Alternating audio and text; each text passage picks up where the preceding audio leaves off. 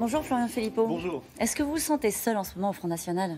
Ah, pas du tout. Pas du tout? Surtout sur la campagne, on bataille, et vous le dites, avec les militants. Moi, je suis arrivé en tête et je me bats pour la victoire. Je pense qu'elle est parfaitement possible et elle est possible aussi pour beaucoup de mes camarades qui feront d'excellents députés, pugnaces, patriotes, d'opposition face à un système Macron qui risque d'être hégémonique. Vous savez bien pourquoi je vous pose la question, parce qu'après Nicolas Besse et Robert Ménard qui ce matin dans le Figaro expliquent que c'est votre ligne sur la sortie de l'euro qui est responsable, c'est pas rien, de l'échec du Front National. Est-ce que vous reconnaissez que vous vous êtes trompé ? Mais M. Ménard n'est pas au Front National, premièrement. Ensuite, il a bien su nous rejoindre ou demander notre soutien en 2014 pour se faire élire maire, ce qu'on ne devait pas être si mauvais que cela, et qu'on a su lui apporter un certain soutien. Je rappelle qu'en 2014, nous défendions la souveraineté monétaire sans aucun problème et nous sommes arrivés en tête aux élections européennes en doublant notre record à l'époque. Nous sommes ensuite arrivés en tête largement encore plus aux départementales et encore plus ensuite aux élections régionales. Ce que simplement je dis, c'est qu'il faut simplement regarder un tout petit peu ce qui s'est passé ces dernières années et on verra que le Front National a explosé ses scores de manière historique comme jamais. Alors ceux qui veulent qu'on revienne 20 ans ou 25 ans en arrière, qu'on se concentre sur une ou deux questions, c'est très bien. Enfin, on retournera au score d'il y a 20 ou 25 ans, ce qui ne sera pas très intéressant. Ça veut dire que vous ne vous êtes pas trompé, vous considérez que cette ligne-là doit rester celle du Front National. C'est pas anecdotique ce qui est en train de se passer dans votre parti. Un vrai débat de fond sur un positionnement qui a été celui de Marine Le Pen pendant cette campagne et que vous avez porté à ses côtés. Ah mais moi j'ai toujours, vous savez que j'ai rejoint Marine Le Pen en 2009 puis en 2011 au grand jour sur cette espérance effectivement d'un rassemblement plus large, qu'on soit capable de parler de tous les sujets parce que je pense que les questions de santé, les questions de services publics, les questions d'emploi, les questions liées à l'immigration, tout intéresse l'école, tout intéresse nos compatriotes et qu'on a intérêt à parler de tout à tout le monde. Et je pense que c'est évidemment la ligne gagnante, qu'on n'est pas là pour se concentrer sur un ou deux sujets et parler simplement à une catégorie de la population.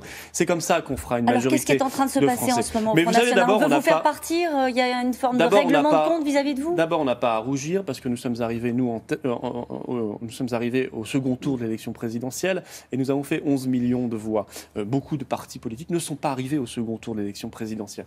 Deuxièmement, nous avons perdu des voix, c'est vrai, à la législative. On en a perdu 500 000 par rapport à 2012. Mais je rappelle que les Républicains en ont perdu... 7,6 millions par rapport à la présidentielle quand même. Certes, mais ça pour tout le monde. Mais nous avons perdu 500 000 voix du fait de la participation. Nous avons perdu 500 000 voix par rapport à 2012 législative. Mais les Républicains en ont perdu 3,5 millions.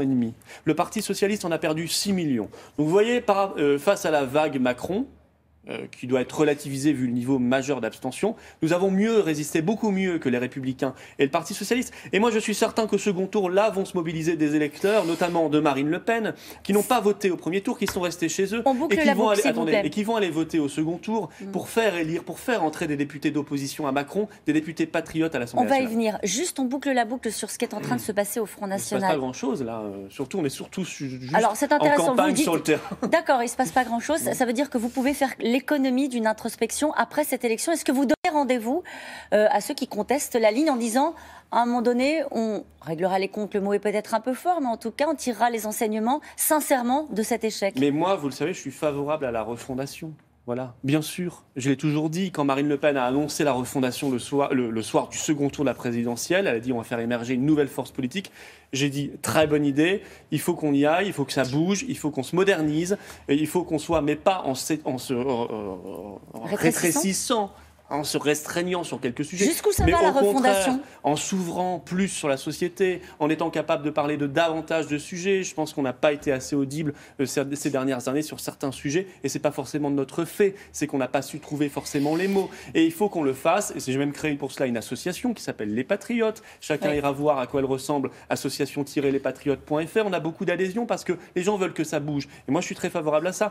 Notre électorat nous en voudrait, nos militants nous en voudraient si tout était figé. Vous dites je suis très favorable à ça. Vous n'êtes pas encore le patron du Front National. Non, mais je reprends les mots de Marine Le Pen qui a parlé de refondation. Est-ce que Marine Le Pen vous soutient totalement? Est-ce que ce matin, vous pouvez nous dire que votre ligne, celle que vous incarnez devant nous ce matin, est celle portée par Marine Le Pen? Je ne sais pas ce que c'est que les histoires de ligne. Moi, je porte le programme du Front National. Et dans le programme du Front National, il y a notamment le refus de la loi travail que veut faire Macron, le refus de la remise en cause du régime minier, le refus de la remise en cause du droit local, où moi je suis dans l'Est, le refus de la hausse de la CSG, le refus de l'immigration incontrôlée et la bataille pour le patriotisme économique, pour la souveraineté nationale, pour le contrôle de nos frontières. Juste pour savoir si ça c'est la ligne Le Pen. Oui. C'est le programme de notre mouvement politique.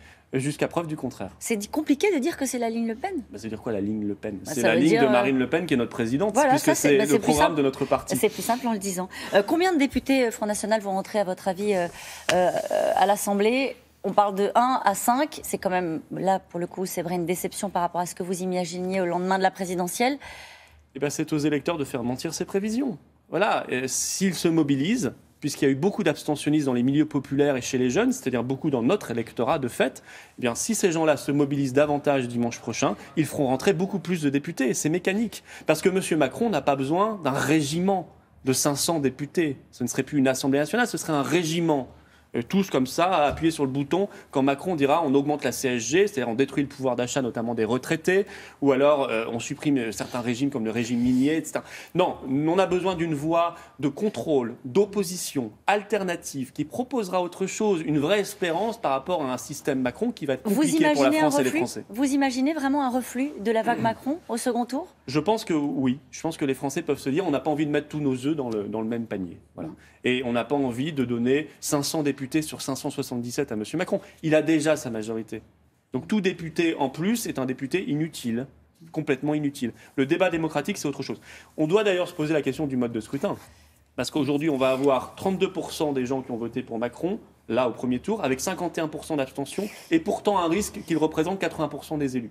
Donc il faut de la proportionnelle. Il faut aérer le système démocratique avec la proportionnelle pour que tout le monde soit représenté. On voit bien que ce qui s'est passé là, c'est aussi une envie de renouvellement. Alors vous qui avez très souvent dénoncé le système UMPS, etc., les élites, parfois même, c'était le FN d'avant, mais les énarques, etc., ce système-là, quand vous voyez cette volonté de renouvellement des Français, est-ce que vous dites « je fais partie, moi, de l'ancien monde » ? Je n'ai pas l'impression de faire partie de l'ancien monde, je suis entré en politique il y a quelques années, mais et surtout je pense que les idées que porte M. Macron, mais ça, je ne sais pas si les Français s'en rendent compte encore maintenant, parce que là on est dans l'ultra-communication, mais quand on va rentrer dans le dur, ils vont se rendre compte que c'est vraiment le super ancien monde. Ils vont voir qu'il y a des nouveaux visages, ils vont voir qu'il y a 245 femmes qui sont en situation là de l'emporter au second tour. D'abord, la plupart de ces nouveaux visages ne seront jamais connus. Vous ne les verrez pas, ils seront perdus dans Pourquoi ça ? Parce qu'ils seront perdus dans un groupe de 500 députés complètement anonymes. Il peut y avoir des talents dans ces nouveaux. Mais peut-être, je l'espère pour la France, mais surtout ils vont mettre en place un vieux programme.